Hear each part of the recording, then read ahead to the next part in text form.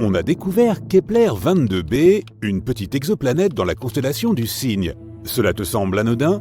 En réalité, c'est très important. C'est la première planète située dans la zone habitable qui a été découverte par le télescope Kepler.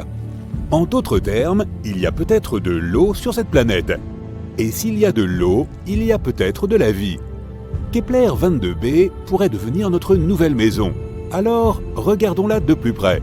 Il faut savoir que découvrir de nouvelles planètes n'est pas du tout facile. Toutes ne peuvent pas être vues par nos télescopes ultra sophistiqués, même par le tout-puissant Hubble. Parfois, les étoiles sont si petites et ternes qu'il est difficile de les trouver dans le ciel. C'est le cas avec Kepler 22. Les scientifiques ont dû utiliser une méthode spéciale. D'abord, ils prennent un tas de photos de l'étoile à différents moments. Puis, ils observent et se demandent s'il y a des points sombres sur cette étoile quelque part. S'ils en trouvent un, cela signifie qu'il pourrait s'agir d'une planète.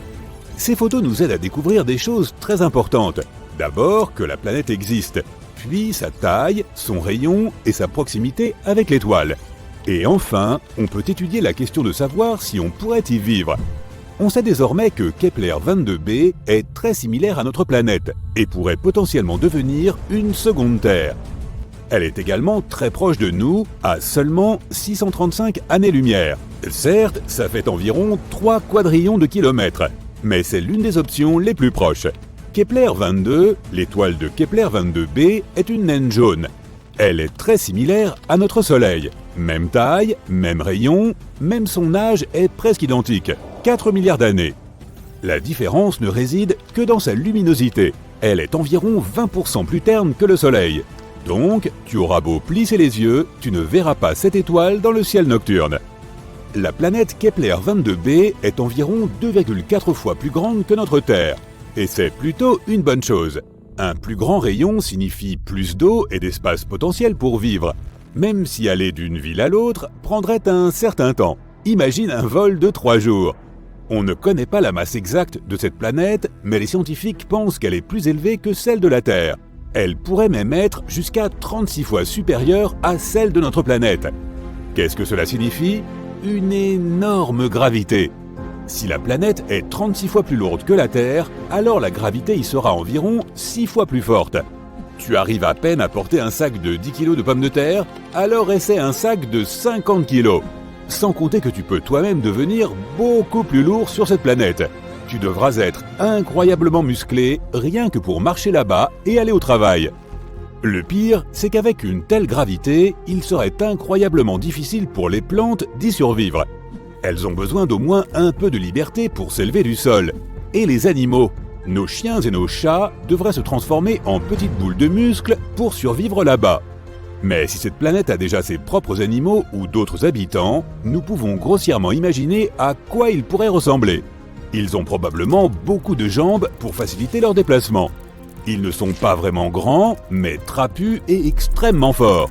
Des sortes d'araignées géantes très musclées donc. La bonne nouvelle, c'est que toutes ces informations ne sont pas confirmées. Si nous avons beaucoup de chance et que la gravité là-bas s'avère être juste un peu plus élevée que celle de la Terre, alors bien sûr, il sera beaucoup plus facile d'y vivre. On sait aussi que Kepler 22b est environ 15% plus proche de son étoile que nous ne le sommes du Soleil. Si Kepler 22b existait dans notre système solaire, elle serait située quelque part entre la Terre et Vénus. Cela signifie-t-il que nous allons tous brûler? Non. Comme dit précédemment, l'étoile Kepler 22 est plutôt froide, à peine 5600 degrés Celsius. C'est pourquoi nous pouvons supposer que les températures sur Kepler 22b sont à peu près les mêmes que celles que nous avons sur Terre.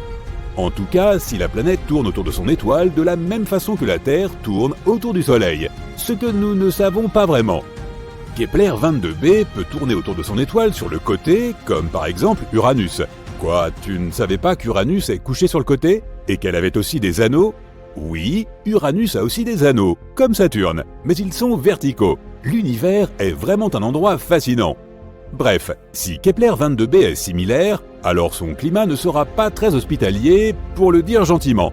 Des hivers incroyablement froids seront suivis d'étés bouillants. Et comme pour les planètes en rotation synchrone, on ne pourrait vivre plus ou moins confortablement que sur l'étroite bande de terre située entre les deux hémisphères extrêmes. Espérons que ce ne sera pas le cas et que la planète tourne normalement. Mais tout n'est pas si mal. Des études montrent qu'il y a peut-être un océan sur Kepler 22b.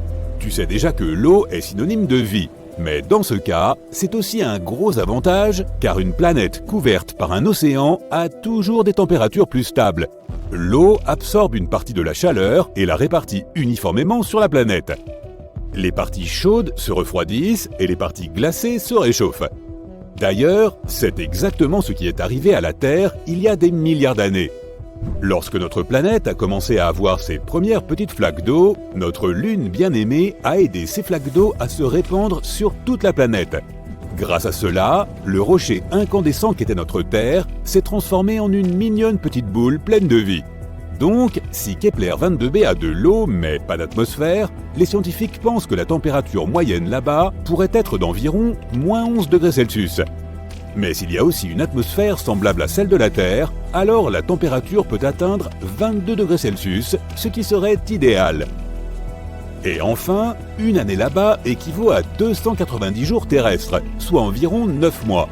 La planète n'a pas de satellite naturel, donc il faudrait malheureusement se passer de cette belle vue de la Lune. Mais la bonne nouvelle, c'est que nous serions probablement capables de voir le Soleil comme une petite étoile lointaine. Nous pourrions l'admirer dans ce ciel nocturne en faisant quand même attention à ces araignées géantes. C'est tout ce que l'on sait pour le moment. Malheureusement, il est assez difficile d'explorer de telles planètes, de sorte qu'il y a encore beaucoup de données très importantes que nous ne connaissons pas. Par exemple, quel genre de planète est-ce ? Oui, il nous manque les informations les plus cruciales sur Kepler 22b. Nous ne savons pas si c'est une planète tellurique ou non. Et si ce n'est pas le cas, alors toutes les informations mentionnées précédemment ne servent à rien. Il se peut qu'il s'agisse d'une planète gazeuse, ou une planète couverte de gaz avec un noyau solide comme Neptune, ou un monde aquatique recouvert d'un océan géant. Il vaudrait mieux que ce soit une planète aquatique. Au moins, on pourrait y construire une sorte de ville sous-marine. On pourrait filtrer l'eau et manger du poisson, jusqu'à ce qu'on évolue vers une espèce amphibie. Est-ce que ce serait considéré comme une évolution si on retournait à nos origines ? Quoi qu'il en soit, les scientifiques pensent que Kepler 22b pourrait s'avérer être une planète semblable à Neptune. Certains astronomes ont même rangé la planète dans la catégorie des mini-Neptunes. Oui, c'est une vraie catégorie de planètes. Mais cela n'a pas encore été prouvé. Et même si Kepler 22b s'avère être une planète tellurique, on ne sait toujours pas à quoi ressemble l'atmosphère là-bas. Ou même s'il y en a une. Et si elle s'avérait être comme celle de Vénus, elle serait extrêmement toxique. Il faudrait alors creuser profondément sous terre pour survivre d'une manière ou d'une autre sur cette planète. Et il faudrait aussi trouver une source de chaleur, car il fait plutôt froid sous terre. Il existe de nombreuses possibilités avec Kepler 22b. Jusqu'à présent, nous n'avons pas de réponse claire. Mais espérons que les scientifiques les trouveront avant qu'on fasse embarquer les premières personnes dans des navettes et qu'on les envoie à la conquête de Kepler 22b. Ce serait gênant si elle s'avérait être une planète gazeuse ou à l'atmosphère ultra toxique. T'es-tu déjà demandé si la Terre pouvait être une créature intelligente ou plutôt une entité intelligente? Quelque chose avec un esprit et un instinct de survie?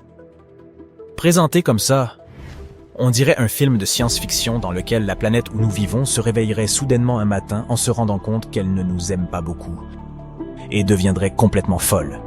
Mais il s'agit d'autre chose. Ce que j'essaye d'imaginer, c'est plutôt l'idée que l'activité collective de la vie, celle des microbes et des plantes, pourrait modifier la planète et lui donner sa vie propre. Un peu comme un esprit vert. La métaphore de la Terre comme entité vivante n'est pas dénuée de sens. Des créatures rampent, nagent, marchent et volent en permanence dans les couches supérieures de nos sols, de nos océans et de notre ciel. Les plantes en recouvrent une immense partie. Et puis il y a des virus et des bactéries dans l'eau, dans la terre et dans l'atmosphère. Imagine maintenant que tous ces êtres vivants, les plantes, les animaux et les microbes, forment une grande équipe et travaillent ensemble. Ils ont des tâches différentes, mais un but commun, faire de la planète un endroit où il fait bon vivre, Par exemple, les plantes produisent l'oxygène que nous respirons et les animaux contribuent à la pollinisation des fleurs. Ensemble, ils forment la biosphère, qui est en quelque sorte l'équipe vie de la Terre. C'est là qu'intervient l'idée d'une intelligence planétaire. Les individus et les groupes peuvent être intelligents, alors pourquoi pas une planète entière? Les chercheurs pensent que nous devrions mesurer l'intelligence de la Terre en évaluant sa capacité à se maintenir en vie éternellement. Tout comme nous devons travailler ensemble pour survivre, l'intelligence collective d'une planète repose sur la capacité de toutes ces formes de vie à coopérer pour atteindre ce même objectif. C'est comme si la planète était un système complexe capable de prendre soin de lui-même, comme les forêts. Elle partage des nutriments grâce à des réseaux souterrains de champignons. Cela permet à tous les arbres de rester en bonne santé. Nous avons certainement beaucoup à apprendre des forêts. Si nous devions sauter dans un univers fantastique à la recherche de planètes intelligentes et conscientes, nous choisirions sans doute Mogo de Green Lantern. Il s'agit d'une entité qui peut par exemple changer son climat et modifier sa gravité, la croissance de ces plantes et d'autres choses du même genre. Et que dire de l'étonnante Pandora d'Avatar? Te souviens-tu des fascinantes scènes où l'on voit ces espèces d'organes qui ressemblent à des tentacules? Ils permettent aux créatures de communiquer entre elles à un niveau neuronal. C'est comme si la planète entière était un cerveau géant dont les cellules sont constituées d'une multitude d'arbres, de créatures et d'autres éléments plus petits. Nous sommes loin de tout ça, mais c'est amusant à imaginer. Pour l'instant, notre civilisation se trouve au stade que les scientifiques ont qualifié de technosphère immature. En bref, nous sommes encore trop concentrés sur l'utilisation de technologies qui ne sont pas toujours bénéfiques. Nous ne disposons pas d'une intelligence planétaire ou d'une compréhension collective de ce qu'il faut faire pour améliorer notre sort. Au lieu de cela, nous agissons chacun pour soi. Nous n'en sommes pas au pire des stades, bien sûr. Des chercheurs ont défini 4 stades distincts pour expliquer comment une intelligence planétaire pourrait avoir un impact sur notre avenir à long terme. Le premier stade est ce que nous appelons la biosphère immature. C'est l'époque où la vie a commencé sur Terre. Il y a des milliards d'années. Il n'y avait que des microbes et aucune végétation. Il n'y avait pas de rétroaction globale, ce qui signifie que ces microbes ne pouvaient pas encore affecter la Terre et son atmosphère de quelque manière que ce soit. Le deuxième stade est celui de la biosphère mature. Il y a 2,5 milliards à 540 millions d'années. C'est le moment où les continents se sont stabilisés et où la biosphère a commencé à exercer une forte influence sur la Terre. Le troisième stade, connu sous le nom de technosphère immature, est celui où nous nous trouvons actuellement, avec des systèmes interconnectés de communication, de transport, d'électricité et d'informatique qui puisent leurs ressources dans les systèmes terrestres et affectent la biosphère. Le quatrième stade, la technosphère mature, est celui vers lequel la Terre devrait tendre à l'avenir. À ce moment, la technologie profitera à l'ensemble de la planète. Nous utiliserons des formes d'énergie durables. L'intelligence planétaire est le signe d'une planète mûre, et les chercheurs tentent de comprendre comment nous pouvons nous en rapprocher. Ce que nous faisons au niveau individuel a donc de l'importance.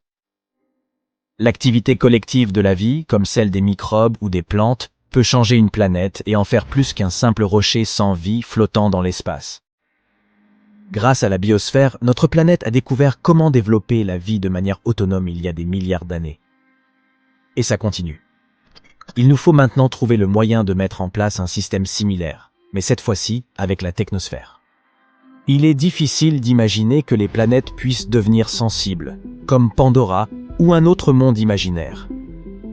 Il y a plusieurs raisons à cela. Tout d'abord, les planètes se forment grâce à l'action commune de matériaux tels que les roches, les gaz et les liquides autour d'une nouvelle étoile. C'est comme lors d'une grande réunion de famille, où chacun apporte un ingrédient différent pour préparer un plat délicieux. Et tout comme ces ingrédients ne se transformeront pas soudainement en des êtres vivants, les matériaux d'une planète ne peuvent pas devenir des créatures conscientes par elles-mêmes. Sur Terre, après des milliards d'années de réactions chimiques complexes, des molécules ont commencé à se reproduire et à transporter des informations. Voilà comment la vie est apparue. Et la Terre est le seul exemple que nous connaissions. Voici la deuxième raison. Imagine que tu aies un grand jardin dans lequel tu plantes beaucoup de champignons et de bactéries. en espérant qu'ils deviendront intelligents et t'aideront à prendre soin de tes terres. Mais les champignons et les bactéries n'ont pas de cerveau. Et ce n'est pas comme s'ils en avaient besoin. Pour les animaux, avoir un gros cerveau n'est pas simple. Il faut beaucoup d'énergie pour le faire fonctionner. Les animaux ne deviennent donc intelligents que s'ils ont besoin de l'être pour survivre et s'épanouir dans leur environnement. Les chiens et les chats sont assez intelligents parce qu'ils doivent éviter les dangers et trouver de la nourriture. Ils n'ont pas besoin de l'intelligence humaine qui construit des maisons, crée des œuvres d'art ou invente de nouvelles technologies. Il serait donc bien difficile d'amener tous les êtres et toutes les plantes au même niveau d'intelligence. La troisième raison pour laquelle il serait difficile pour une planète de devenir intelligente est la règle fondamentale du règne animal, la survie du plus fort. Toutes les créatures rivalisent pour l'accès à l'eau, à la nourriture et à l'espace. Non seulement les différentes espèces sont en concurrence les unes avec les autres, mais les individus d'une même espèce se battent également sans arrêt. Songe par exemple aux crabes violonistes qui se battent sur la plage, ou aux loups qui se disputent leur proie, ou encore à moi, lorsque je vois une place libre sur une plage bondée. Ce type de comportement ne nous conduira jamais à la coopération globale. Il y a quelques exceptions à cette règle. Par exemple, les fourmis. Elles ne sont peut-être pas les créatures les plus futées de la planète. Mais lorsqu'elles forment une colonie, elles peuvent accomplir des choses incroyables. Récolter de la nourriture bien plus grosse qu'elles, construire des fourmilières, élever des petits et même pratiquer l'agriculture. En fait, elles agissent comme un super-organisme, toutes les fourmis travaillant ensemble à la réalisation d'un objectif commun. Les abeilles et les fourmis sont très altruistes et collaborent afin que leurs reines puissent se reproduire. Si une grande colonie de fourmis prenait le contrôle de notre monde, elle agirait comme un seul esprit et travaillerait dans son propre intérêt et dans celui de la planète, jusqu'à ce que celle-ci soit à court de ressources. Mais en réalité, il est difficile d'imaginer qu'un organisme, même un super-organisme, puisse atteindre un tel degré de conscience de soi. Cinquième raison, comment communiquer? Entre eux, les insectes utilisent leurs phéromones et les humains leurs nerfs. Ces deux méthodes fonctionnent bien à une échelle réduite. Mais s'il s'agissait de faire communiquer une entité gigantesque de la taille d'une planète, je doute que ce soit rapide ou efficace. La communication au sein d'une entité comme celle-ci serait beaucoup plus lente que ceux que nous connaissons, avec nos ordinateurs et nos smartphones. Enfin, continuons à rêver de Pandora. Tu poses le pied sur la surface de la Lune. C'est dépaysant. Tu te sens clairement plus léger ici, et il est plus facile de marcher. Tu décides de mettre à exécution ce projet qui t'obsède. Sauter comme un cabri sur le satellite naturel de la Terre. Et malgré ton encombrante combinaison spatiale, tu t'envoles littéralement dans les airs. Wouhou! Ok, ça c'est fait. Tu continues ta promenade sur la surface de la Lune lorsque tu ressens quelque chose d'étrange. Le sol sous tes pieds tremble. On dirait qu'un tremblement de terre est en train de se produire sur la Lune. Mais c'est tout simplement impossible, ou peut-être pas. Surprenamment, ton intuition a vu juste cette fois-ci. Les séismes sur la Lune existent bel et bien. En fait, il existe 4 types de tremblements de Lune qui soient suffisamment puissants pour être détectés à grande distance. Il y a les tremblements de Lune profonds qui se produisent à près de 700 km sous la surface. Il y a ensuite les impacts de météorites. Les tremblements thermiques, eux, ont lieu lorsque la croûte lunaire glaciale se dilate. Ils se produisent lorsque le soleil matinal illumine le satellite après une nuit lunaire frigorifique de 2 semaines. Il y a aussi des tremblements de lune superficiels. Ce sont les seuls qui s'apparentent aux tremblements de terre de notre planète. Ces séismes lunaires se produisent à une profondeur de 20 à 30 km sous la surface. Ce sont les plus puissants et les plus dangereux. Entre 1972 et 1977, le réseau sismique Apollo a enregistré 28 séismes lunaires de ce type. Et certains d'entre eux avaient une magnitude supérieure à 5 sur l'échelle de Richter. Sur Terre, un tel tremblement de terre serait assez fort pour fissurer le plâtre et déplacer des meubles imposants. De plus, les tremblements de lune superficiels durent très longtemps par rapport aux tremblements terrestres. Une fois qu'ils ont commencé, ils peuvent durer jusqu'à 10 minutes. Un tremblement de terre moyen, quant à lui, dure généralement de 10 à 30 secondes. Les scientifiques ne sont toujours pas certains des causes des tremblements de lune superficiels, ni même l'endroit exact où ils se produisent. L'une des théories voudrait que ces séismes séismes lunaires se produisent au bord de grands cratères, relativement récents, qui s'affaissent probablement de temps à autre. Il est intéressant de noter que la Lune et la Terre ne sont pas les seuls endroits où des séismes se produisent. Les scientifiques ont enregistré des séismes, des tremblements, des vibrations et des secousses dans d'autres régions de notre système solaire également. Prenons l'exemple de Mercure. Il y a quelques années, les scientifiques ont découvert que cette planète rétrécissait. Et c'est pourquoi elle semble être tectoniquement active. Prenons encore Vénus. Cette planète est un casse-tête tectonique pour les experts. À l'heure actuelle, Vénus n'a pas de plaque tectonique à proprement parler, et il se pourrait qu'elle n'en ait jamais eu. Mais sa surface présente des rides et des failles qui donnent l'impression qu'elle pourrait bien avoir des plaques tectoniques. D'un autre côté, ces caractéristiques pourraient être apparues des suites d'autres processus. L'activité volcanique, par exemple. Mais même si nous n'avons pas encore observé de séismes sur Vénus, les chercheurs pensent qu'ils pourraient les détecter car leurs vibrations produiraient des ondulations dans l'épaisse atmosphère de la planète. Et maintenant, Mars. Nous savons avec certitude que cette planète est sismiquement active. Un module de la NASA a placé un sismomètre à la surface de la planète rouge. Et en 2019, il a réussi à mesurer son premier tremblement de Mars. Par la suite, l'atterrisseur a continué à enregistrer des tremblements, mais ils étaient si faibles que s'ils se produisaient sur notre planète, ils seraient complètement couverts par le bruit de fond des océans terrestres. Mais un corps spatial n'a pas besoin d'être une planète à part entière pour avoir une tectonique active. Prenons Pluton. Cette planète naine est géologiquement active en ce moment même. En 2014, la sonde spatiale New Horizons de la NASA survolait le système de Pluton lorsqu'il a détecté des caractéristiques géologiques complexes sur cette planète naine. Les scientifiques en ont conclu que Pluton pourrait connaître des secousses lorsque son océan d'eau liquide gèle et dégèle sous sa croûte glacée. Les lunes de Jupiter, Europe et Io, ainsi que les lunes de Saturne, Titan et Encelade, sont également actives géologiquement, en dépit de leur petite taille. Leurs caractéristiques vont des volcans et des panaches d'eau à de potentiels océans souterrains. Et maintenant, je parie que tu ne connais pas ces faits étonnants sur les tremblements de terre qui se produisent sur notre propre planète. Il y a un endroit sur Terre où se produisent 90% de tous les tremblements de terre. Il s'agit de la ceinture de feu qui s'étend autour de l'océan Pacifique, de la Nouvelle-Zélande jusqu'à l'Amérique du Sud. Ça ressemble plus à un fer à cheval qu'à une ceinture. Quoi qu'il en soit, les experts affirment que ces innombrables tremblements de terre sont causés par l'abondance de volcans dans cette région et par le mouvement constant des plaques tectoniques. Environ 1 demi-million de tremblements de terre se produisent sur Terre chaque année, mais beaucoup d'entre eux se produisent très profondément dans la croûte terrestre, et seul un équipement de pointe peut les détecter. Nous ressentons environ 20% de tous ces tremblements de terre, et seulement 100 d'entre eux causent de réels dégâts. Le plus grand tremblement de terre jamais enregistré s'est produit au Chili en mai 1960. Il était d'une magnitude de 9,5 sur l'échelle de Richter et a été véritablement dévastateur. Pendant le tremblement de terre, les sismographes ont détecté et enregistré des ondes sismiques qui ont parcouru la planète entière et elles ont secoué le globe pendant plusieurs jours. Quant au tremblement de terre le plus puissant survenu aux États-Unis, il était de 9,2 et s'est produit en Alaska. À propos, l'Alaska est, avec la Californie, l'État américain le plus exposé aux tremblements de terre et l'une des régions du monde les plus actives sur le plan sismique. Un tremblement de terre de magnitude 7 s'y produit presque chaque année.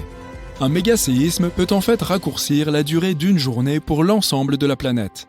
La NASA affirme que les très gros tremblements de terre peuvent déplacer l'axe de notre planète et, par conséquent, modifier la durée du jour. Bien sûr, tu ne t'en rendras pas compte puisque ce changement se mesure en microsecondes. Et qu'une microseconde, ce n'est qu'un millième de seconde. Les scientifiques pensent que le tremblement de terre de Sumatra de magnitude 9,1, qui s'est produit en 2004, a raccourci la journée de 6,8 microsecondes. Même les meilleurs spécialistes sont incapables de prédire un tremblement de terre. C'est essentiellement parce que les mécanismes qui engendrent les séismes se trouvent très profondément sous terre. Mais de nos jours, nous avons appris à calculer avec davantage de précision le moment où un tremblement de terre pourrait se produire. Les tremblements de terre peuvent être déclenchés par des éruptions volcaniques ou, à tout hasard, par des impacts de météorites. Mais la plupart d'entre eux sont causés par les mouvements des plaques tectoniques de notre planète. La surface de la Terre est constituée de 15 à 20 plaques tectoniques en mouvement constant. La pression augmente lorsqu'elle se déplace, ce qui peut entraîner la rupture de la croûte de notre planète. San Francisco se déplace en ce moment même vers Los Angeles. Et la vitesse de ce mouvement est d'environ 5 cm par an. C'est aussi rapide que la pousse de tes ongles. Cela se produit parce que les deux côtés de la faille de San Andreas, qui est une faille continentale s'étendant sur 1200 km à travers la Californie, glissent l'un sur l'autre. Ainsi, dans plusieurs millions d'années, Los Angeles et San Francisco seront voisines. Les lacs, les étangs et les canaux se réchauffent légèrement et commencent à sentir mauvais avant un tremblement de terre. Cela se produit parce que des gaz sont libérés lorsque les plaques tectoniques se déplacent. La plupart des animaux ressentent ces signes et modifient leur comportement en fonction. Ainsi, les scientifiques ont remarqué que les crapauds disparaissaient complètement avant un tremblement de terre en Italie en 2009. Mais dès que la catastrophe naturelle s'est achevée, ils sont revenus. Même après la fin d'un tremblement de terre, il se peut que tu vois encore de l'eau s'agiter dans ta piscine. Il n'y a pas lieu de s'inquiéter. Il s'agit d'un phénomène hydrodynamique appelé la sèche. L'eau peut continuer à clapoter pendant des heures après la fin du tremblement de terre. La piscine de l'Université d'Arizona, par exemple, a perdu de l'eau à cause d'une sèche causée par un tremblement de terre au Mexique qui s'était produit à 1200 km de là. Le 27 février 2010, un violent tremblement de terre s'est produit au Chili avec une magnitude de 8,8 sur l'échelle de Richter. En conséquence, la croûte terrestre de cette région a été déchirée de façon si spectaculaire qu'une ville du nom de Concepción s'est déplacée de 3 mètres vers l'ouest. Un autre tremblement de terre a entraîné le rétrécissement de 3 cm de la plus haute montagne au monde, le mont Everest. Cela s'est produit en 2015 lorsqu'un tremblement de terre de magnitude 7,5 a provoqué une réduction de plusieurs sommets de l'Himalaya. Les Japonais croyaient que les tremblements de terre étaient provoqués par le Namazu, un poisson-chat gigantesque vivant dans la boue sous les îles japonaises. Le poisson s'agitait en tous sens, provoquant ainsi une activité sismique. Quant aux anciens Grecs, ils étaient persuadés qu'une puissante divinité marine, Poséidon, produisait les séismes en frappant la terre de son trident dans ses accès de colère. Selon la mythologie hindoue, enfin, ce sont 8 éléphants qui maintiennent la Terre en place.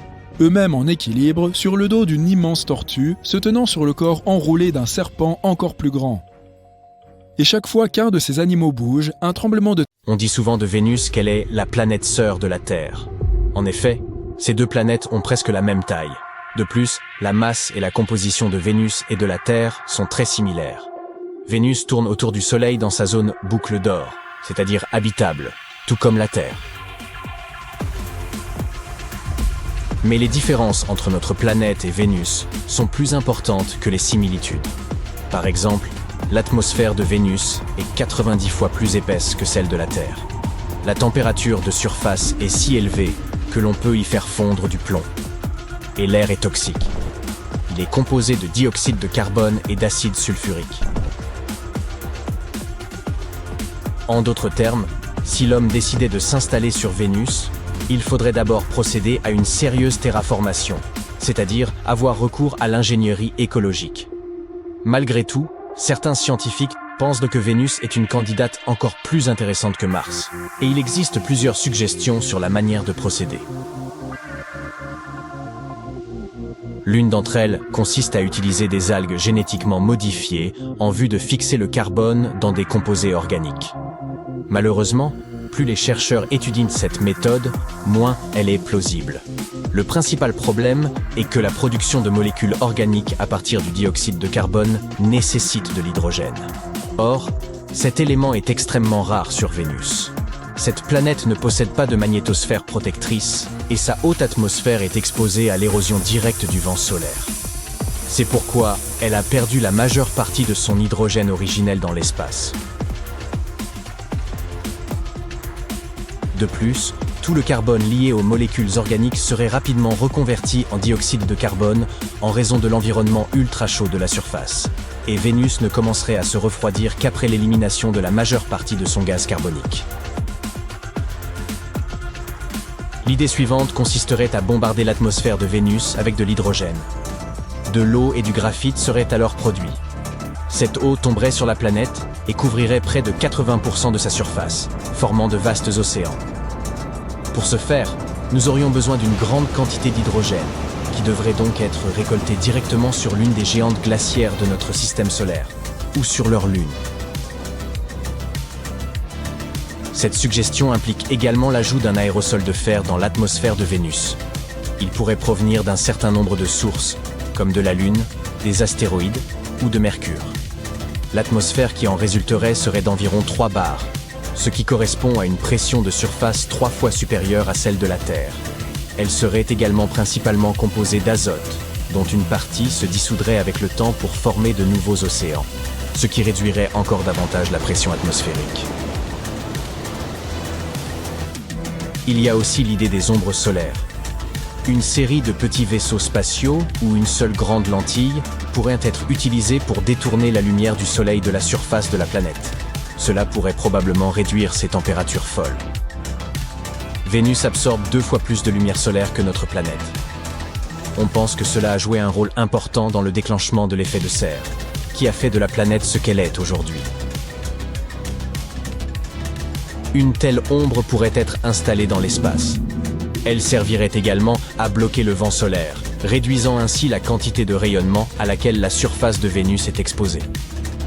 Ces radiations constituent un problème majeur pour l'habitabilité de la planète. Si cette méthode parvenait à refroidir Vénus, le dioxyde de carbone atmosphérique deviendrait liquide ou gelé et se déposerait à la surface sous forme de glace carbonique. Des réflecteurs solaires pourraient également être placés dans l'atmosphère ou à la surface de la planète. Il pourrait par exemple s'agir de grands ballons réfléchissants, de nanotubes de carbone ou de graphène, ou de quelque chose de totalement différent. L'une des suggestions les plus intéressantes consiste à construire des villes au-dessus des nuages de Vénus. Elles pourraient ainsi servir à la fois de bouclier solaire et de station de traitement. Les premiers colons y vivraient, jouant le rôle de terraformeurs, convertissant progressivement l'atmosphère de la planète en un milieu habitable. Plus tard, ils migreraient vers la surface. Dans notre système solaire, la plupart des planètes tournent dans le sens inverse des aiguilles d'une montre. La plupart, mais pas Vénus. Cette planète rebelle a décidé d'aller dans le sens classique, et les scientifiques tentent encore de comprendre pourquoi. D'ailleurs, pourquoi les planètes tournent-elles? Qu'est-ce qui définit leur vitesse de rotation? Et le Soleil, tourne-t-il lui aussi? Attache ta ceinture et essayons de répondre à ces questions. Vénus est la 2e planète à partir du Soleil et la plus chaude de notre système solaire. Savais-tu que Vénus est parfois appelée la jumelle de la Terre? En effet, sa taille et sa composition sont similaires à celles de notre planète. Mais les ressemblances s'arrêtent là, car Vénus est un endroit assez déjanté, c'est le moins que l'on puisse dire. Par exemple, prenons le climat. Sur Vénus, il fait toujours chaud et il y a des nuages. Et quand je dis chaud, je n'exagère pas. Il y fait plus de 436 degrés. Et ces nuages? Ils ne sont pas faits d'eau comme sur Terre. Ils sont faits d'acide sulfurique. Alors effectivement, sur Vénus, mieux vaut ne pas sortir sans une excellente crème solaire. Si on regarde les photos prises depuis sa surface, on peut observer des nuages, d'un jaune toxique et des paysages craquelés et désolés. Il est à noter que le vaisseau spatial qui a pris ces photos s'est éteint presque immédiatement après les avoir envoyées. Pauvre petit. Mais la surface de Vénus n'est pas qu'une terre solide, sombre et plate. En fait, Vénus possède des montagnes plus hautes que le mont Everest. Mais elles ne sont pas faites de roches comme celles de la Terre. Elles sont constituées d'un matériau volcanique plus dense que la roche. Vénus est un endroit assez effrayant qui recèle de nombreux mystères. L'un d'entre eux intrigue les scientifiques depuis des années. Il s'agit donc de la rotation de la planète. La plupart des planètes de notre système solaire tournent dans le sens inverse des aiguilles d'une montre. Mais Vénus n'est pas comme les autres. Elle tourne dans le bon sens. Et ce n'est pas tout. Elle tourne également autour du Soleil plus vite que sur elle-même. En d'autres termes, sur cette planète, une année passe plus vite qu'un jour. C'est un peu comme si Vénus avait choisi l'excentricité comme mission de vie. Mais pourquoi? Les scientifiques ont quelques théories. Selon l'idée la plus répandue, avant, Vénus tournait dans le sens inverse des aiguilles d'une montre, comme les autres, mais quelque chose s'est produit qui l'a fait changer d'avis. Et de quoi s'agit-il, me diras-tu? D'un objet de la taille d'une planète. Les astronomes pensent que quelque chose d'énorme est entré en collision avec Vénus, l'envoyant tournoyer dans le sens inverse. On peut imaginer cela comme un coup de billard cosmique. L'énorme objet mystérieux étant la boule de billard et Vénus la boule cible. Mais on ne peut pas dire que Vénus va dans le mauvais sens. Il n'existe pas de mauvais sens de rotation dans l'univers. C'est ce qu'on appelle la rotation rétrograde. C'est le cas lorsqu'une planète tourne dans le sens inverse de son orbite autour du Soleil. Vénus, par exemple, a une rotation rétrograde, ce qui signifie que le Soleil se lève à l'ouest et se couche à l'est sur cette planète. Désormais, lorsque ton horoscope te dira « Mercure rétrograde », tu sauras de quoi il s'agit. Mais Vénus n'est pas la seule planète bizarre de notre système solaire. il existe des rotations de planètes tout à fait farfelues. Par exemple, la plupart des planètes de notre système solaire tournent autour d'une ligne imaginaire appelée axe. Cet axe est généralement rectiligne par rapport à l'orbite de la planète autour du Soleil. Cependant, certaines planètes comme Uranus ont un axe incliné, ce qui signifie qu'il est presque sur le côté par rapport à son orbite.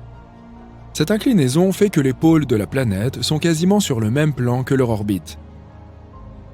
Résultat, à mesure que la planète tourne autour du Soleil, différentes parties reçoivent différentes quantités de lumière solaire, ce qui entraîne des variations saisonnières extrêmes. Par exemple, un pôle peut être exposé en permanence à la lumière du Soleil, tandis que l'autre sera plongé dans l'obscurité totale pendant une longue période.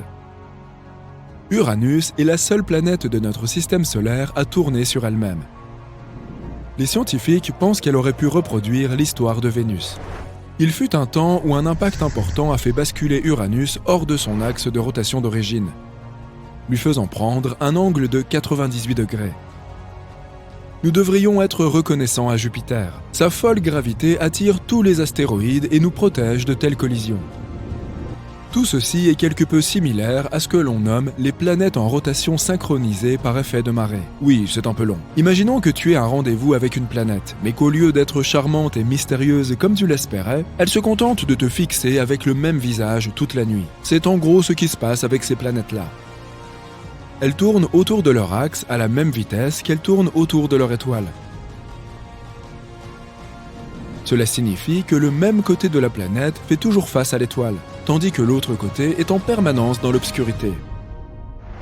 Ce phénomène peut avoir des effets étranges sur le climat et les conditions météorologiques de la planète.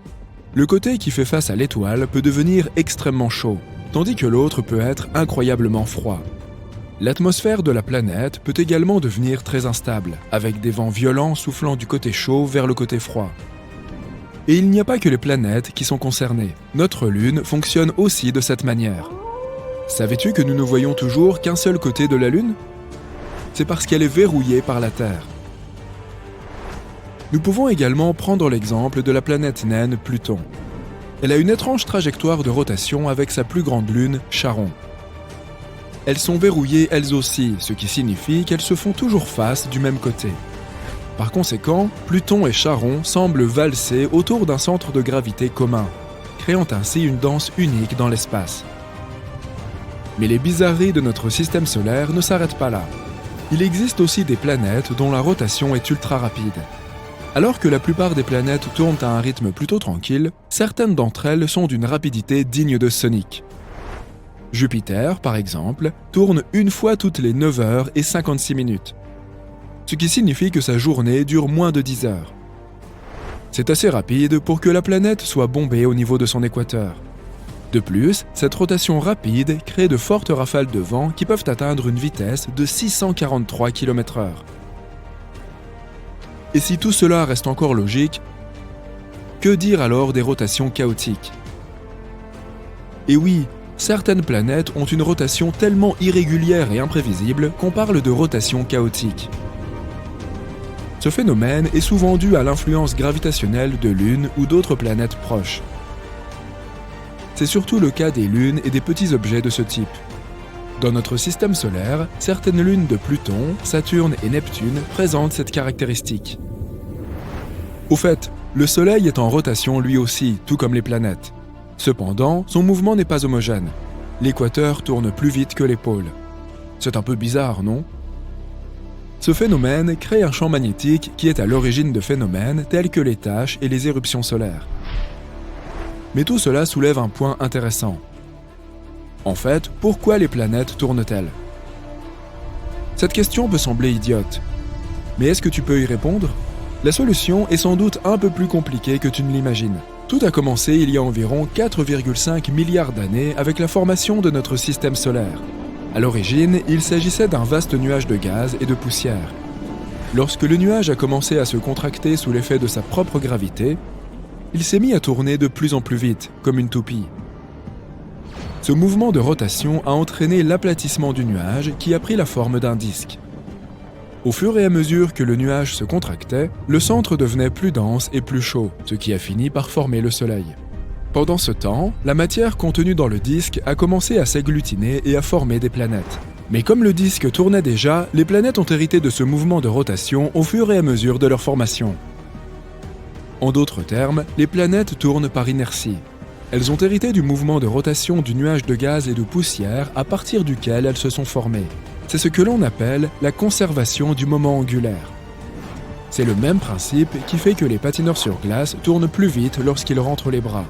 Voilà qui conclut en beauté la présentation de l'univers loufoque de la rotation des planètes. De la rotation fulgurante de Jupiter à l'étrange rotation à l'envers de Vénus, il est clair que notre système solaire est rempli de surprises.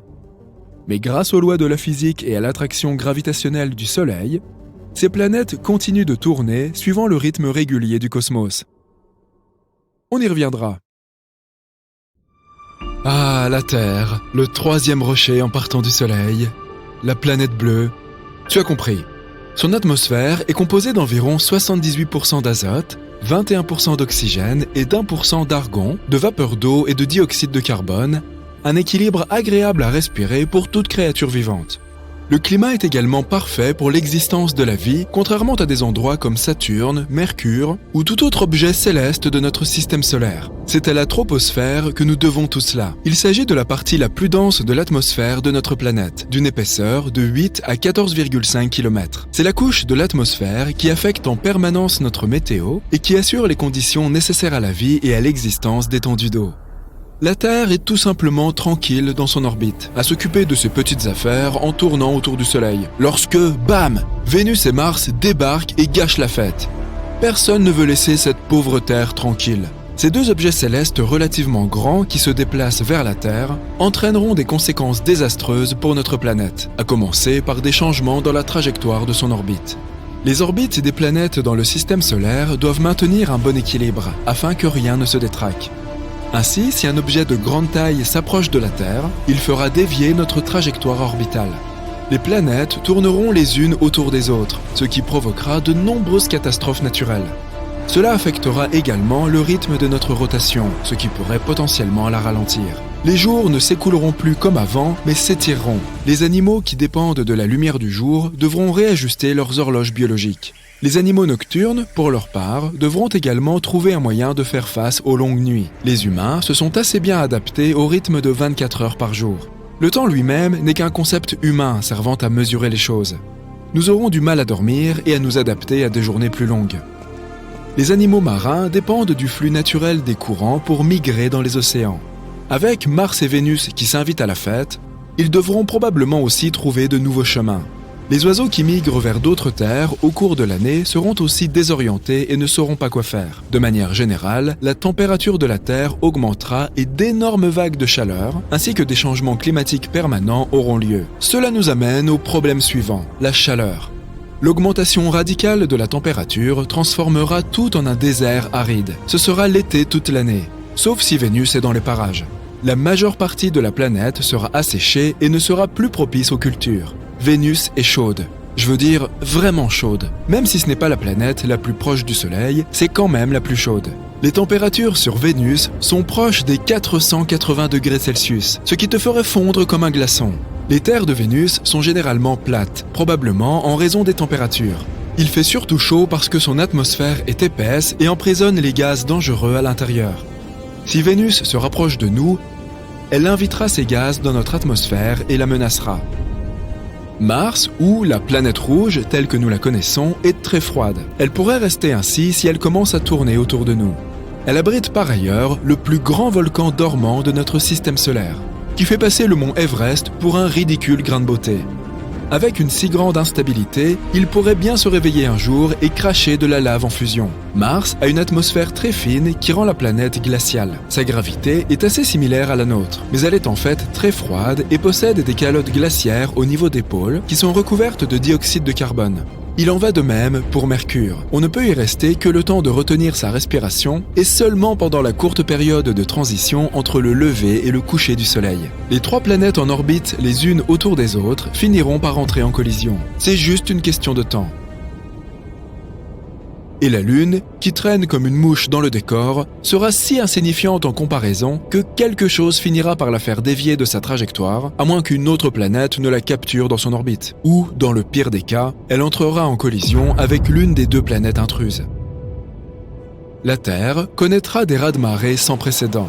Les deux nouvelles planètes qui tournent autour de la Terre provoqueront un déséquilibre majeur, qui rendra notre gravité incontrôlable. Chaque raz-de-marée sera plus grand que le précédent, lesquels finiront par recouvrir la terre ferme. De nombreuses petites îles éparpillées dans les océans seront complètement submergées. Les villes et autres villages côtiers deviendront l'habitat des poissons. Les pays plats, en général, auront besoin de bateaux pour s'y déplacer. Les barrages et les digues ne suffiront pas à empêcher l'eau d'entrer. Tout le monde devra migrer vers des terres plus élevées pour échapper aux inondations. Le climat étant de plus en plus chaud, les calottes polaires fondront comme de la crème glacée lors d'une journée d'été étouffante et contribueront à la montée des eaux. En quelques mois, l'Arctique tout entier sera complètement liquéfié. Mais attends, ce n'est que le début. La croûte terrestre s'usera en raison de l'instabilité de la surface de la Terre et des fluctuations de la gravité. Elle est probablement composée d'oxygène, ce qui signifie que nous marchons pratiquement sur l'air. Les tremblements de terre seront plus nombreux qu'auparavant et les volcans endormis sortiront de leur profond sommeil. Le ciel sera couvert de cendres, rendant les vols impossibles. Personne ne pourra plus voyager par la mer ou par les airs. L'importation et l'exportation ne seront plus qu'un lointain souvenir. Le climat général deviendra plus chaud, comme sur Vénus. Les trois planètes en orbite les unes autour des autres et leurs énormes masses pourraient même, sans le vouloir, inviter d'autres planètes et corps célestes à se joindre à leur fête. Et si Jupiter décidait de se joindre à elle ? Jupiter est la plus grande planète de notre système solaire. Pour t'en donner une idée, la Terre serait comparable à un raisin si Jupiter avait la taille d'un ballon de basket. Elle possède également la plus grande tempête que nous puissions observer. Il s'agit de la Grande Tache Rouge, un endroit 2 fois plus grand que la Terre, où des tempêtes semblables à des ouragans se produisent depuis des centaines d'années. Lorsque tu auras fini de regarder cette vidéo, tu peux t'attendre à ce que la tempête soit toujours là. Comme cette planète est énorme, la gravité doit y être assez forte. Elle a aussi beaucoup de lunes, dont certaines d'entre elles sont comparables à notre petite Terre. Il n'y aura plus le moindre espace libre parmi les planètes. Les lunes de Jupiter seront déviées de leur trajectoire et se heurteront à d'autres planètes alentour. Certaines de ces lunes pourraient entrer en collision les unes avec les autres, provoquant le déferlement d'énormes débris un peu partout. La gravité du groupe de planètes attirera des comètes qui entreront dans l'atmosphère et risqueront de s'écraser sur nous. Les niveaux d'oxygène s'épuiseront et l'effritement de la croûte terrestre se poursuivra. La couche d'ozone sera de nouveau percée, ce qui provoquera l'entrée dans notre atmosphère d'une grande quantité de lumière ultraviolette. Nous ne pourrons pas mettre le nez dehors trop longtemps sans équipement de protection ni réservoir d'oxygène. Notre civilisation changera radicalement. Nous vivrons tous dans des conteneurs abrités, qui fourniront un air pur et des rayons de soleil filtrés. Les abris seront suffisamment robustes pour résister aux fréquents tremblements de terre. Nous ferons pousser suffisamment de cultures pour subvenir à nos besoins, du moins jusqu'à ce que nous quittions la Terre. Comme ce n'est qu'une question de temps avant que les planètes n'entrent en collision, l'étape suivante consisterait à créer de grandes fusées pour nous faire quitter la Terre. Avec Mars, Vénus et Jupiter qui tournent près de nous, ce ne sera pas facile. Tous ces débris spatiaux nous empêcheront de sortir de la zone spatiale. Le seul endroit sûr en dehors de cette région sera à plusieurs millions de kilomètres, où il n'existe que des planètes isolées. Elles pourraient, ou non, réunir les conditions nécessaires pour accueillir la vie, mais les humains devront disposer de la technologie nécessaire pour atterrir sur n'importe quelle planète, pourvue d'une gravité similaire, et y construire les abris adéquats. Au final, Mars, Vénus, la Terre et Jupiter entreront en collision les unes avec les autres et se briseront comme des œufs, comme une grosse omelette spatiale, sans oublier les lunes qui s'écraseront et se briseront dans le mélange. Mais nous serons déjà loin, très loin d'ici là, enfin, avec un peu de chance.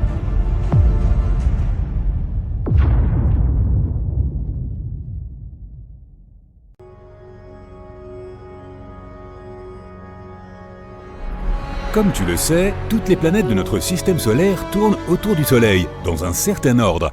Mais devine quoi ? 2 planètes pourraient entrer en collision l'une avec l'autre et provoquer une catastrophe cosmique. Voici Neptune, la planète la plus éloignée de notre système solaire. Elle est 17 fois plus lourde et 4 fois plus grosse que la Terre. Elle se trouve à 30 unités astronomiques du Soleil. Une UA est la distance entre le Soleil et la Terre. Elle est donc 30 fois plus éloignée de notre étoile que nous ne le sommes. Et Neptune fait un tour complet autour du Soleil en 164 ans, sur une orbite presque circulaire. Neptune est froide, calme et stable, mais une planète pourrait perturber cet équilibre.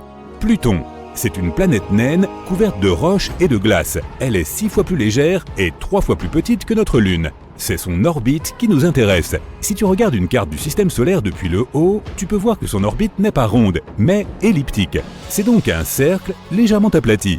À son point le plus éloigné, Pluton se trouve à 49 unités astronomiques du Soleil. Lorsqu'elle se déplace, elle se rapproche de l'étoile. À son point le plus proche, Pluton se trouve à environ 29,5 UA du Soleil. C'est plus proche que Neptune. Donc, hypothétiquement, elle pourrait entrer en collision. Regardons cette potentielle collision de plus près, encore plus près. Bien, Neptune et Pluton se rapprochent lentement l'une de l'autre. Ce sont deux mondes très froids, mais ils commencent à interagir l'un avec l'autre par gravitation, comme deux aimants. Cela les réchauffe de l'intérieur. Neptune est une géante gazeuse, dépourvue de surface solide. Il n'y a donc pas encore beaucoup de changements. Mais Pluton a une surface rocheuse. À cause de l'influence gravitationnelle de Neptune, elle commence à se fissurer. Pluton subit continuellement des tremblements de terre. Cela la fait chauffer encore plus. Lorsque Pluton touche presque la géante gazeuse, elle commence à s'effriter de l'intérieur.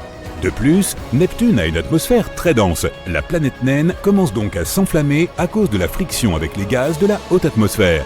Pluton est maintenant très chaude d'un côté et très froide de l'autre. Cela provoque une grave déformation et elle commence à s'effriter. La moitié des fragments de la planète naine restent dans l'orbite de Neptune. Ils entreront en collision les uns avec les autres jusqu'à ce qu'ils se transforment en poussière et deviennent de nouveaux anneaux de la planète géante. D'autres fragments se consumeront dans l'atmosphère de Neptune. Et les plus gros rochers qui restent de Pluton tomberont sur Neptune jusqu'à ce qu'ils soient complètement pulvérisés. Neptune a donc littéralement avalé Pluton et a continué son orbite sans aucun changement. Tout cela parce que la géante gazeuse est 20 fois plus grande et beaucoup plus lourde que la planète naine. Cette collision ne ferait donc aucun mal à Neptune. Mais cela ne peut pas vraiment se produire, car leurs orbites ne se croisent pas vraiment. Regardons à nouveau la carte du système solaire. Pas d'en haut, mais de côté cette fois. Les 9 planètes ici présentes sont toutes sur une ligne horizontale à partir du Soleil. La distance qui les sépare est grande et leurs orbites ne se croisent pas. Voici l'orbite de Pluton. Tu peux voir qu'elle est inclinée par rapport à la ligne horizontale de toutes les planètes. Elle commence au sommet, puis plonge sous les orbites des planètes et revient. Donc Pluton ne peut jamais entrer en collision avec Neptune. Pourtant, des collisions planétaires se sont déjà produites dans notre système solaire. Et c'est même grâce à ces collisions que la vie est apparue sur Terre. Remontons le temps jusqu'à il y a presque 4,5 milliards d'années. Cette boule de lave chaude, c'est la Terre. Elle vient de se former à partir d'un nuage de poussière et a commencé à refroidir. Mais alors, une planète errante de la taille de Mars est apparue à l'horizon. Elle s'appelait Theia. Elle s'est inévitablement approchée de notre planète. La collision avec Theia s'est produite à un angle parfait. Si Theia nous avait percuté de plein fouet, les deux planètes auraient été réduites en miettes. Mais elle nous a frappé presque à la tangente. Theia a arraché une partie de la matière de la jeune Terre et s'est elle-même réduite en miettes. Elle ne pouvait plus continuer son voyage car la Terre l'a prise dans son piège gravitationnel. Un grand fragment de cette planète est resté dans notre orbite. Des fragments plus petits se sont écrasés les uns sur les autres, tombant sur Terre ou rejoignant les restes de Theia. La poussière est retombée et nous pouvons voir cette image familière, la Terre et la Lune. C'est la principale théorie sur la façon dont nous nous sommes retrouvés en compagnie de notre satellite naturel. Les scientifiques affirment que c'est cette collision qui a provoqué l'apparition de la vie sur Terre. Theia a apporté beaucoup de glace qui s'est transformée en eau sur notre planète. La nouvelle Lune a stabilisé la rotation de la Terre et les conditions sur la planète sont devenues idéales pour l'émergence de la vie. Un autre genre de collision pourrait créer une onde de choc qui s'étendrait sur des milliers d'années-lumière. Une collision stellaire. Cela se produit généralement dans les systèmes binaires avec une naine blanche et une étoile régulière comme notre Soleil. Une naine blanche est le reste d'une étoile qui s'est éteinte. Lorsque les étoiles se rapprochent, elles commencent à se déplacer l'une autour de l'autre dans une danse en forme de spirale. La naine blanche tire vers le bas les couches supérieures de la plus grande étoile. Ce plasma chaud et cette poussière d'étoiles forment un disque lumineux. Les deux étoiles se rapprochent de plus en plus. Lorsqu'elles fusionnent enfin, cela provoque une réaction en chaîne dans le cœur de l'étoile chaude. La masse de matière exerce une pression trop forte sur le cœur de celle-ci. Les entrailles de l'étoile combinée se réchauffent alors encore plus et elles se dilatent, créant une supernova. C'est l'un des événements les plus brillants de l'univers. La lumière de l'explosion peut être vue à des centaines d'années-lumière. Une autre vision spectaculaire est la collision d'une étoile avec un trou noir. Les trous noirs sont les objets les plus lourds de l'univers et leur gravité est incroyablement forte. Alors quand une étoile et un trou noir se rapprochent, le trou noir commence à manger la matière plus légère de l'étoile.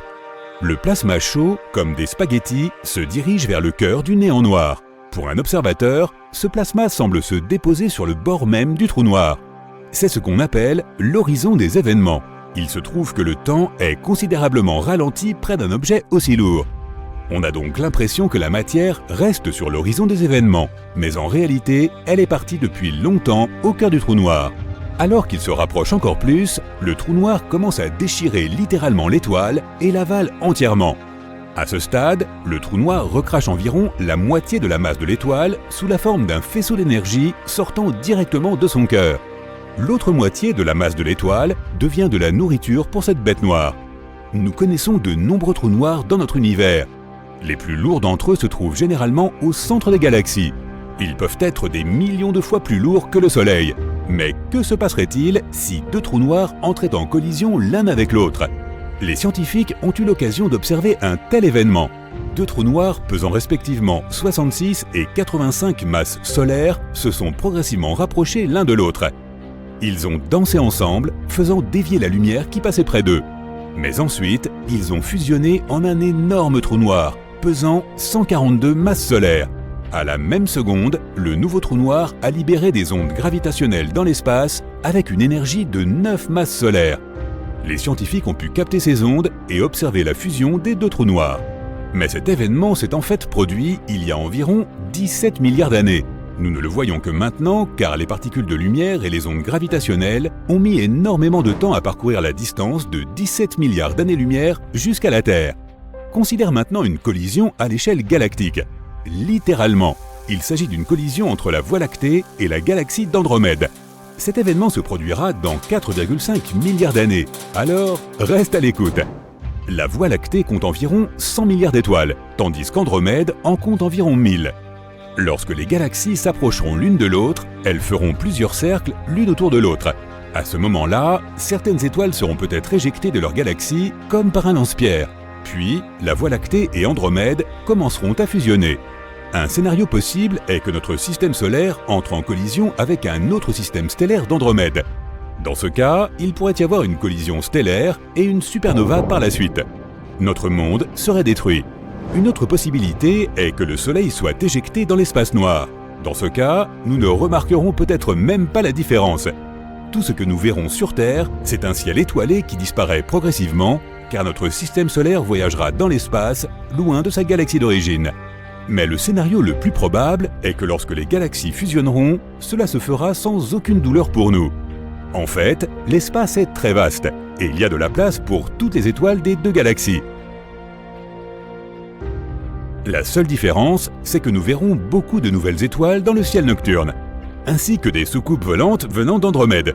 Ou pas, mais ce n'est pas la collision des galaxies qui devrait nous inquiéter, c'est notre Soleil. Dans 4,5 milliards d'années, il deviendra une géante rouge. Il va s'étendre, engloutissant les planètes les plus proches. La Terre deviendra probablement la planète la plus proche du Soleil. Il fera si chaud que toute vie disparaîtra tout simplement. Et personne ne pourra assister à la collision galactique.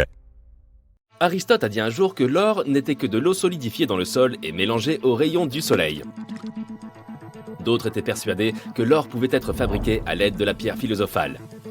Lorsque les Incas ont vu de l'or pour la première fois, ils ont imaginé que ce métal tombant du ciel était les larmes d'une divinité. Mais sa véritable origine semble en elle-même beaucoup plus spectaculaire. Rendons-nous dans un passé très lointain, à une époque où il n'y avait encore ni hommes ni animaux. Une époque où les dinosaures n'existaient même pas encore. Une époque où les formes de vie les plus simples commençaient tout juste à exister. Notre planète ressemblait alors à un immense chaudron rempli d'éléments chimiques. Les éléments, les tremblements de terre et les éclairs se déchaînaient en permanence. C'était il y a environ 3,9 milliards d'années. Au cours de cette période, d'énormes astéroïdes ont traversé notre système solaire. Ils se sont abattus sur Mercure, Vénus, la Terre et Mars. Il est possible que des astéroïdes soient également tombés sur la Lune et y aient laissé de grands cratères. Une véritable apocalypse s'est produite sur notre planète. Mais heureusement, personne ne l'a vu passer car il ne s'y trouvait pas encore de vie. En parallèle de cette destruction, les astéroïdes ont apporté avec eux des métaux. Mais y avait-il des minerais sur Terre avant cela? Bien entendu. Le noyau de notre planète est principalement constitué de métaux tels que le fer. De là, il se répand dans la croûte terrestre, se mêle au magma, entre en contact avec l'oxygène et se combine avec d'autres éléments. Mais comment ces derniers se sont-ils retrouvés dans notre noyau?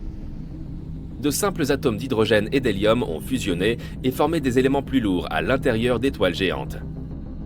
Puis des supernovas se sont produites et ont formé de grands nuages de poussière et de gaz.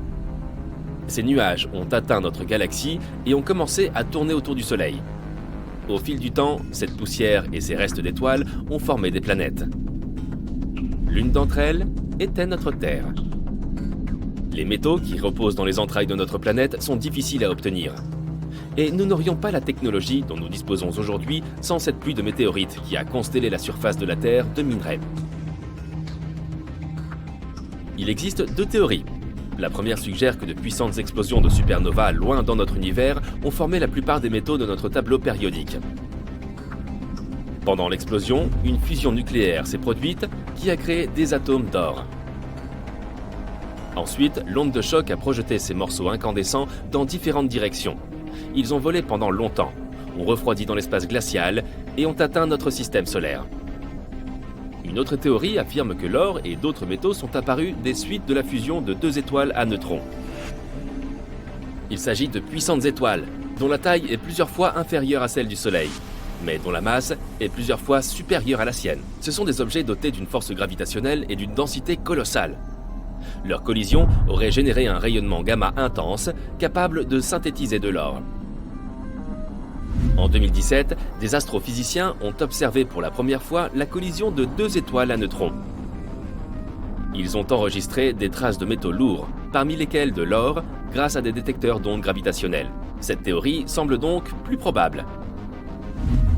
Et si nous allions encore plus loin? D'où viennent les étoiles? Des nuages de poussière et de gaz sont dispersés dans l'univers. Ils se mélangent, se combinent en une seule masse et grossissent comme une énorme boule de neige. Ils se pressent les uns les autres et génèrent une force gravitationnelle. Lorsque toute la matière s'effondre sur elle-même, elle commence à chauffer. Et cette poussée d'énergie crée alors une étoile. Certains physiciens supposent que les étoiles, au cours de leur vie, peuvent produire la plupart des éléments du tableau périodique.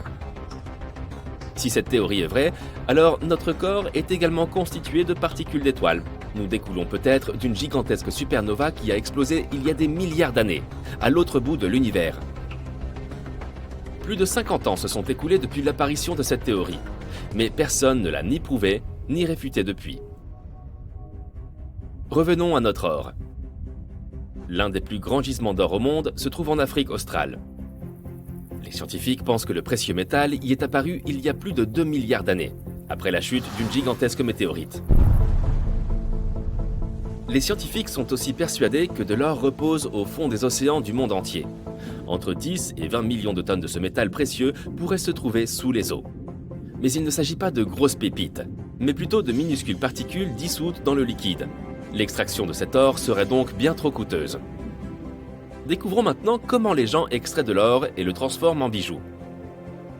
Tout d'abord, il faut trouver des gisements d'or, de grandes parcelles de terre ou de roches à l'intérieur desquelles l'or est caché.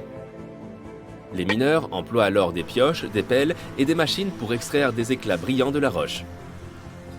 Ces morceaux sont ensuite dissous dans un acide spécial qui sépare l'or des autres solides.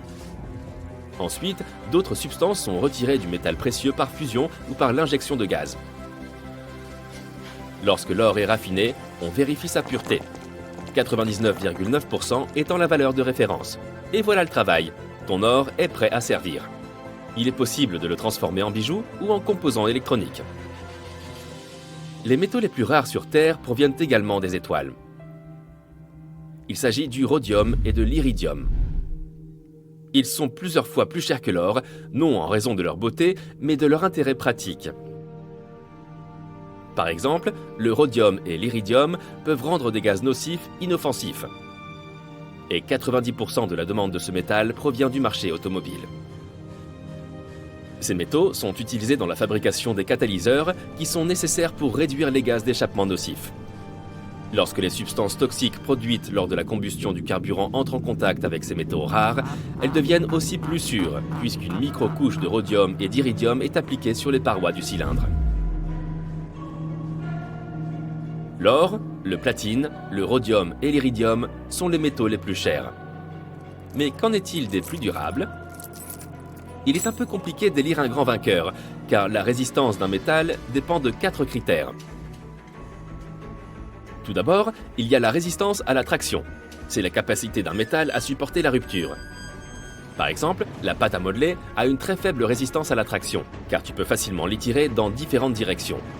Au sein des métaux, c'est peut-être le tungstène qui est le plus difficile à étirer. Un autre critère est la résistance à la compression. Il s'agit de la capacité d'un métal à résister à une pression quelconque, et dans ce domaine, c'est le chrome qui est l'un des plus résistants. Le troisième critère de résistance des métaux est la limite d'élasticité. Pour la mesurer, il faut fabriquer une tige ou une poutre à partir de n'importe quel métal, puis essayer de la tordre et de la briser. Le métal qui présente la plus grande résistance aura ainsi une limite d'élasticité élevée. Et le titane semble tout indiquer pour cela. Le quatrième critère est la résistance au choc. Ce facteur montre à quel point le métal est résistant lorsqu'il tombe ou lorsqu'il est frappé. À cet égard, le fer enregistre d'excellents résultats. Chaque métal a ses propres points forts et ses propres faiblesses. Le chrome, par exemple, a une grande résistance à la compression, mais il résiste mal à la traction. C'est pourquoi l'industrie métallurgique fabrique des alliages de métaux pour combiner leurs forces. Bon, nous avons appris à connaître les métaux les plus rares et les plus coûteux. Et qu'en est-il des autres éléments ? Quelle est la substance la plus rare au monde ? Eh bien voici l'astate, l'élément le plus rare de notre planète. Il y aurait au total environ 25 grammes de cette substance dans le monde entier. Et sa vitesse de désintégration est égale à la vitesse de sa formation. Par conséquent, la quantité de cette substance dans la nature ne change jamais. On a théorisé cet élément dès la fin du 19e siècle et on l'a découvert au début du 20e. Mais même aujourd'hui, après tant d'années, nous savons peu de choses sur celui-ci. En 1869, le créateur du tableau périodique, Dimitri Mendeleïev, a déduit qu'il existait une certaine substance, correspondant au numéro 85 au sein du groupe des halogènes. Ce groupe d'éléments non métalliques comprend des substances telles que le fluor, le chlore, le brome et l'iode. L'astate est donc considéré comme le plus lourd de tous les halogènes connus et le plus semblable aux métaux. Il a un point de fusion bas et conduit mal la chaleur et l'électricité. Il est cassant à l'état solide et a une couleur sombre. Aujourd'hui encore, les scientifiques ne connaissent pas toutes ses propriétés. Il est presque impossible de le trouver dans la nature. Mais les chimistes ont appris à le synthétiser artificiellement. On ne sait pas non plus comment exploiter cet élément, car il est trop radioactif. Mais dans certains laboratoires, les chercheurs mènent des expériences en utilisant l'astate pour traiter les maladies thyroïdiennes. Prépare ta garde-robe, tu vas déménager sur Mercure. Ta mission est de trouver ce que tu dois porter là-bas pour te sentir à l'aise. Alors voilà, Mercure est la planète la plus proche du Soleil dans notre système solaire. Il y fait plutôt chaud, environ 427 degrés Celsius, 2 fois plus que ce que ton four de cuisine peut produire. Tu as besoin d'une combinaison capable de réfléchir la chaleur comme celle-ci. Elle ressemble à du papier d'aluminium pour rôtir les canards. La surface réfléchissante, presque comme un miroir, reflète les rayons de chaleur et empêche ce qui se trouve à l'intérieur de cuire, c'est-à-dire toi. Cette combinaison est conçue pour aller au cœur des volcans sur Terre et peut résister jusqu'à 800 degrés Celsius. C'est 2 fois plus que la température à l'équateur de Mercure. Oh, et apporte une bouteille d'oxygène, sinon tu ne pourras pas respirer là-bas. Et tu dois attacher de lourds poids à tes jambes, Mercure est plus petite que la Terre et la gravité y est presque 3 fois plus faible. Tu dois donc augmenter ton poids de presque 3 fois pour être à l'aise. Il y fait extrêmement froid la nuit, alors tu dois bourrer ta combinaison thermique de matériaux isolants. Mais même cela ne te sauvera pas, car il fait 3 fois plus froid qu'au pôle Nord. En outre, l'atmosphère de Mercure ne te protège pas des radiations solaires aussi bien que celle de la Terre. Tu dois donc porter d'épaisses plaques de plomb sous ta combinaison pour te protéger. Mais la meilleure chose à faire est simplement de quitter cette planète. La suivante est Vénus. Bien qu'on l'appelle la sœur jumelle de la Terre, son paysage est plutôt effrayant. Un désert chaud avec des volcans et des nuages si denses que tu peux à peine voir le soleil. Ces nuages contribuent à l'effet de serre. Vénus est donc la planète la plus chaude du système solaire, 477 degrés Celsius. La combinaison qui réfléchit la chaleur ne t'aidera pas cette fois-ci. La pression atmosphérique ici est 92 fois plus élevée que sur la surface de la Terre. C'est comme si tu plongeais à 920 mètres sous l'eau. L'air de Vénus va donc tout simplement t'écraser. Pour survivre, tu as besoin d'une combinaison hermétique faite de titane et d'un autre matériau tout aussi solide. Sur Terre, nous utilisons une combinaison de plongée atmosphérique comme celle-ci pour pouvoir supporter l'immense pression des profondeurs. C'est comme un mini sous-marin en forme de corps humain. Et il est déjà équipé d'une bouteille d'oxygène. Oui, l'air de Vénus n'est pas seulement irrespirable, il est aussi toxique. La prochaine planète est la Terre. Regarde par le hublot et décide toi-même de ce que tu vas porter aujourd'hui, ok? Allons sur le satellite de la Terre, la Lune. Quelques personnes sont déjà venues ici et elles portaient des combinaisons spatiales assez imposantes. L'essentiel est d'apporter une bouteille d'oxygène. Elle se trouve dans un sac à dos avec le système permettant d'assurer ta survie. Même s'il y fait froid, il n'y a pas d'atmosphère, c'est presque le vide. Et il n'y a pas de particules d'air, donc tu gardes ta chaleur un petit moment. Tu ne gèleras pas instantanément. Ta combinaison elle-même doit être hermétique et conserver une certaine pression atmosphérique à l'intérieur. Plus la pression est faible, plus la température à laquelle un fluide se mettra à bouillir est basse. Dans l'espace, les fluides de ton corps peuvent s'évaporer en quelques secondes. Comme ce n'est pas souhaitable, tu dois porter une combinaison spatiale. Cela te sauvera aussi des dangereuses radiations solaires. La Lune est sans défense contre cela, et la gravité ici est 6 fois plus faible que sur Terre. Tu peux donc sauter 6 fois plus haut et soulever des choses 6 fois plus lourdes. Prendre un peu de poids sur toi est une bonne idée si tu ne veux pas te sentir aussi maladroit que les premiers astronautes. Prochain arrêt, Mars. En été, tu pourras te promener ici en short et en t-shirt. La température la plus élevée enregistrée est d'environ 35 degrés Celsius. En période plus froide, tu devrais porter un pull et une veste chaude, peut-être même deux. La température moyenne est légèrement plus basse qu'au point le plus froid de la Terre. Mais la pression atmosphérique est assez frustrante. Elle est 170 fois inférieure à celle à laquelle nous sommes habitués. Prends l'altitude à laquelle les avions commerciaux volent sur Terre. Multiplie-la par 3. Les conditions qui règnent dans ces hauteurs sont très similaires à celles de Mars. Il y fait froid et il n'y a pas d'oxygène. Sans combinaison spatiale, tu ne tiendrais que 2 minutes sur Mars. Tu as donc besoin d'une combinaison spatiale hermétique en permanence si tu veux te promener sur cette planète. Les scientifiques de la NASA préparent une nouvelle génération de combinaisons spatiales qui permettront aux astronautes de grimper, ramper et se pencher sans difficulté. Tu te sentiras comme un véritable athlète à la surface de Mars. La gravité y est 3 fois plus faible que sur Terre. Tu pourrais donc facilement y soulever un animal de la taille d'un tigre. N'oublie pas de lui mettre à lui aussi une combinaison spatiale, bien sûr. Maintenant, nous volons à travers la ceinture d'astéroïdes, plus loin dans l'espace, et nous arrivons sur Jupiter. C'est la plus grande planète de notre système solaire, et c'est une géante gazeuse. Cela signifie qu'il n'y a pas de surface solide, donc tu ne peux même pas t'y tenir debout. En théorie, tu pourrais sauter dans Jupiter, mais tu continuerais à tomber jusqu'au cœur de la planète. Imagine que tu te tiennes sur une plateforme juste au-dessus de sa surface. La première chose que tu ressentirais est la force de gravité. Elle y est 2,5 fois plus forte. Tu sens qu'elle te tire vers le bas et tu peux à peine sauter. Ce serait donc sans doute une bonne idée d'équiper ta combinaison spatiale d'un exosquelette afin de soutenir ton corps et de t'aider à te déplacer. De plus, il fait incroyablement froid ici. Tu sentiras un froid d'environ moins 145 degrés Celsius à la surface des nuages de cette géante gazeuse. Et ce qui rend les choses encore plus difficiles, c'est le vent qui souffle constamment. Il peut atteindre des vitesses allant jusqu'à 1450 km/h. C'est presque 2 fois supérieur à la vitesse des avions commerciaux sur notre planète. Ce genre de vent froid va instantanément balayer la chaleur de ton corps. Ta combinaison spatiale doit donc être très épaisse et très chaude. Mais la pression au sommet de ces nuages est presque la même que sur Terre. Techniquement, tu pourrais même enlever ton casque ici si ce n'était le manque d'oxygène et le froid intense. Peut-être que Saturne nous réserve de meilleures conditions. Une autre géante gazeuse. La force gravitationnelle ici est presque la même que sur Terre, donc rien ne pourra restreindre tes mouvements. à l'exception d'une combinaison spatiale massive. Il fait encore plus froid ici que sur Jupiter, et la pression y est la même qu'à environ 5 mètres sous l'eau sur Terre. Ta combinaison spatiale te permettra donc non seulement de respirer et de rester au chaud, mais aussi de garder tes tympans intacts. Hé, accroche-toi bien, tu as failli être emporté par une rafale de vent de plus de 1770 km/h. Ce n'est pas inhabituel sur Saturne. Sur Terre, ce genre de vent pourrait te faire passer d'une côte des États-Unis à l'autre en seulement 2h30. La seule option pour se réchauffer ici est de sauter vers le centre de la planète. Plus tu t'approches du noyau, plus il fait chaud. Mais la pression augmente à une vitesse phénoménale. En seulement quelques secondes de chute libre, même la combinaison en titane la plus résistante sera écrasée. Rendons-nous maintenant sur une surface solide, Titan, la lune de Saturne. Elle fait 1,5 fois la taille de notre lune et est 80% plus lourde. Et sa surface est principalement composée de glace d'eau et de roches.